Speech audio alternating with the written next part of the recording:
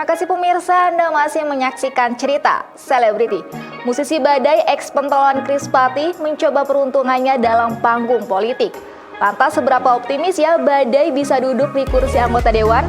Berikut cerita selengkapnya. Musisi berbakat Badai mengumumkan dirinya yang terjun ke dunia politik.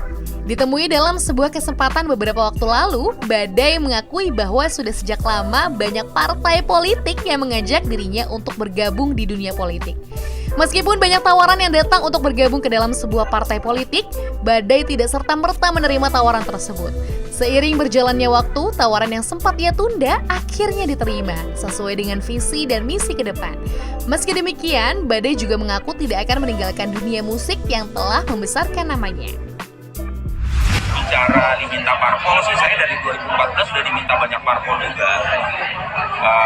Parpol besar waktu itu menghubungi saya juga di 2014, 2019. Cuma masalahnya saya belum spesifik memiliki tujuan.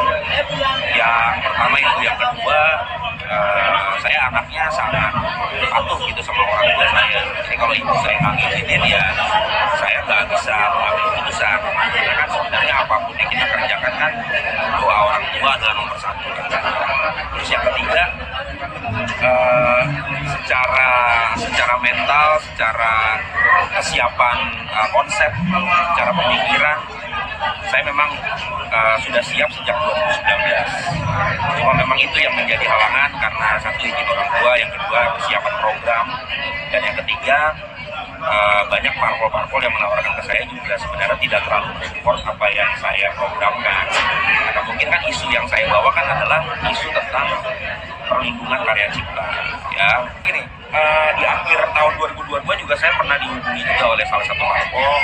Lagi-lagi saya tawarkan konsep pemikiran saya, itu tidak ada kabar berita, ya tidak ada info lebih lanjut. Tiba-tiba saya sudah nggak mau lagi. Jadi ibaratnya udahlah, kalau memang saya tidak punya jalur untuk mengajukan program ini, akhirnya saya memutuskan udah saya bergerak dari luar saja. Tapi pada saat akhir 2022 teman-teman PSI memberikan saya kesempatan dan meminta saya untuk maju di DPR RI.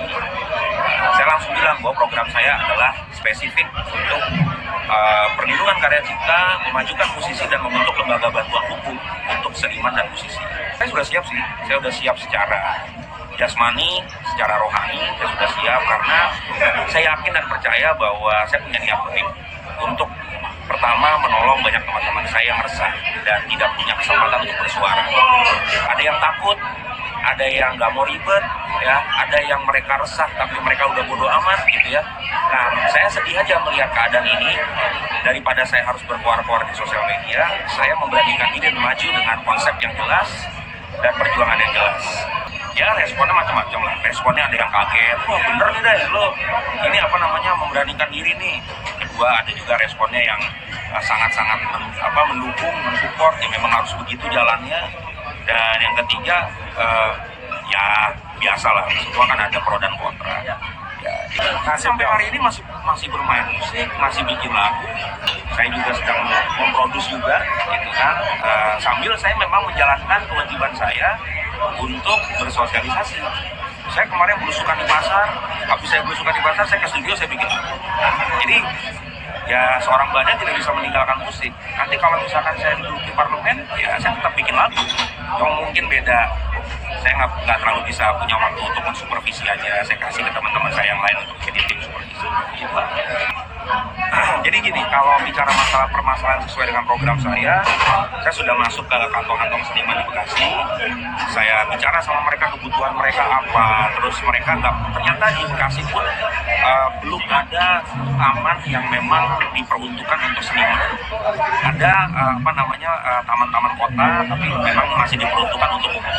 Nah, saya bilang ke mereka bahwa ya kita harus mendorong bahwa sebuah kota harus punya taman kota yang memang ditujukan salah satunya untuk berkreativitas secara seni.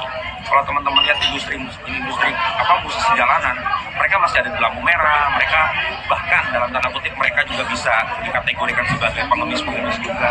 Padahal mereka punya bakat. Nah, saya mau mendorong, kemarin saya datang ke Bekasi, saya kumpulin banyak seniman, kita perform. ya kita bisa cari pendapatan dari situ, tapi dengan sesuatu yang berarti. Ya mereka bukan lagi industri yang bisa dinyinyirin orang atau mungkin kalau ketemu pengamen maaf gitu, nggak kayak gitu lagi gitu kan. Mereka akan menghargai kalau mereka bisa nyanyi, mereka punya karya. Itu satu. Yang kedua, pendidikan. Saya rasa pendidikan dibutuhkan oleh banyak orang. Nah, seniman-seniman ini juga kurang terdidik juga untuk memiliki kecerdasan, memiliki pengetahuan yang benar, memiliki pengetahuan hukum yang benar. Nah, itu juga kita dorong. Dan yang ketiga, kesehatan. Ya, seniman kan juga kerja dari pagi sampai pagi lagi, kesehatan nggak dipikirin, ya kan? BPJS bolong-bolong, gitu kan? Nah, jadi itu yang harus didorong juga. Jadi memang masalah-masalahnya yang sudah saya survei. Cerita dari Badai tadi sekaligus mengakhiri kebersamaan kita pada episode kali ini. Saksikan terus cerita selebriti hanya di BRTV. Dan pemirsa juga bisa menyaksikan program BRTV lainnya bisa melalui live streaming di www.brtv.co.id atau bisa juga melalui aplikasi Genflix dan juga Icon TV. Follow juga akun Instagram kami di @cerita.celebrity. Akhir kata, saya Zulfatri pamit undur diri. Wassalamualaikum warahmatullahi wabarakatuh.